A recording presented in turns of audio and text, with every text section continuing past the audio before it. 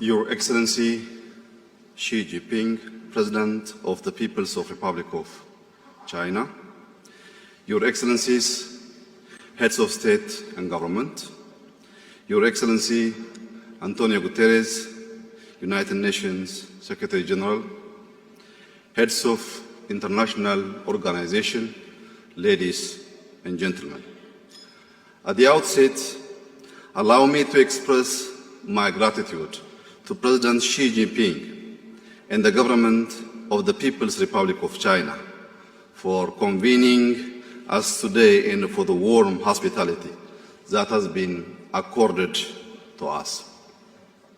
I am very pleased to join here in Beijing for the 10th anniversary of the Belt and Road Initiative. The BRI, which is a laudable ambition to connect Asia, Europe, and Africa, is a significant international cooperation initiative anchored in the principles of collective progress.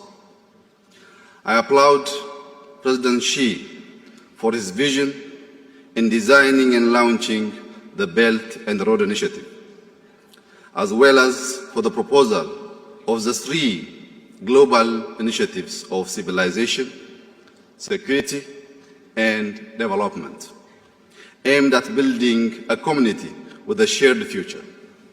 Excellencies, as a global community, we find ourselves in an ever-complex and crisis-prone world. We are confronted with a climate problem, structural shifts, and global insecurity. Concerted and collaborative efforts to address our common challenges have often helped us remain resilient. Hence, more than ever, we are called upon as global leaders to uphold the principles of humanity, justice, inclusivity, equity, and compassion in rising up to the occasion. I stand before you representing an ancient and historic civilization, Ethiopia, a country gifted with a robust and resilient population of over 120 million that drives Africa's fastest growing economy. Located in the home region, Ethiopia also serves as an important gateway between Africa, the Middle East, and the wider Asia. I also stand before you as a proud Africa that hails from a continent of 1.4 billion people, a continent with a thriving youth population that is propelling it to become a global economic powerhouse. Without a doubt, Africa is the next frontier market.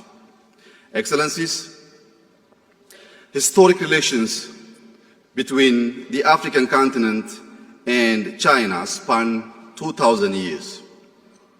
Sino-African relations can be traced back to the reign of Emperor Wu of Han. With the development of the Silk Road, exchanges between Africa and China became increasingly frequent and reached their peak during the Ming Dynasty. Admiral Zheng He's voyage to the Western Seas reached the east coast of Africa, bridging Chinese specialties such as ceramics and silk, and returning to China with many commodities. China has maintained diplomatic relations with numerous African countries since the Ming Dynasty. Sino-African ties today have grown exponentially, characterized by a commitment to mutually beneficial cooperation and respect for sovereignty. Through the BRI, these relations are delivering infrastructure developments across Africa, as well as helping to improve trade within the continent and with China. As the largest ever transnational infrastructure program, The BRI is therefore facilitating integration and sustainable growth. Large-scale investments in infrastructure and strengthened commercial ties have boosted the continent's economic development. With a rapidly growing population, the African continent is in high demand of sustainable and dignified development. And through BRI investments, many jobs have been created and livelihoods improved. Road and railway projects are linking previously unconnected places.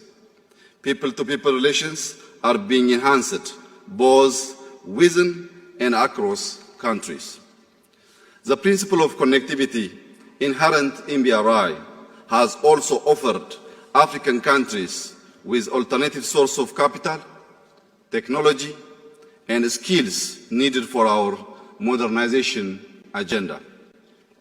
In my country, Ethiopia, for example, one of the remarkable BRI accomplishments is the construction of Africa's longest electric transnational railway, which runs through Ethiopia all the way to Djibouti. The line revitalized local and regional economies. It plays a critical role in connecting people and enhancing efficiency in the logistics value chain along the strategically significant Ethio-Djibouti corridor. Excellencies, ladies and gentlemen, once a source of raw materials, Africa is now realizing its potential and capacity. A continent that has been sidelined until now is harnessing the demographic dividend, leveraging its natural endowments, and rapidly becoming a global economic, social, and political powerhouse. In the global arena, the inclusion of African Union as permanent member of the G20 is a long overdue recognition of the voice of a continent with 1.4 billion people. With around 85% of global GDP and roughly 75% of global trade represented by the G20, the African Union's entry will significantly enhance the continent's ability to raise and collectively address issues of development that excessively affect Africa. As inclusivity is becoming a necessary feature of multilateralism, I have no doubt that such reforms we are witnessing in the global fora will extend to include African countries as permanent members of the United Nations Security Council. It has been said that the flapping of the wings of a butterfly can be felt on either side of the world. The African continent in particular has suffered the consequences of the climate crisis as well as interstate conflict in other parts of the world. As a result, we cannot be idle observers in forums that affect our common well-being since they shape our fate. Excellencies, we recognize that peace and development are two sides of the same coin. They are mutually reinforcing. Inclusive and equitable growth is essential to sustain peace, and a culture of peace is essential to enabling sustainable growth. Initiatives like the BRI, when fully implemented to potential, invariably foster peaceful development. The power of integration resides in enabling schemes that bring people closer to intimate knowledge and understanding of one another. Infrastructure used to bridge rather than divide offers value and builds trust. In a world full of barriers, I call upon all of us to build bridges to connect metaphorically as well as literally. As I conclude my remarks, I would like to highlight the proposal put for proposed by the President Xi during the recent China-Africa Leaders Dialogue held in Johannesburg. This includes China's initiative on supporting Africa's industrialization, plan for China supporting Africa's agriculture modernization, and the plan for China-Africa cooperation on talent development. I also support the 8 points proposed by President Xi because it mainly focuses on investing both on people and planet, which leads us to prosperity. These Africa-centered initiatives are foresighted investments that build a bridge to the Africa we want.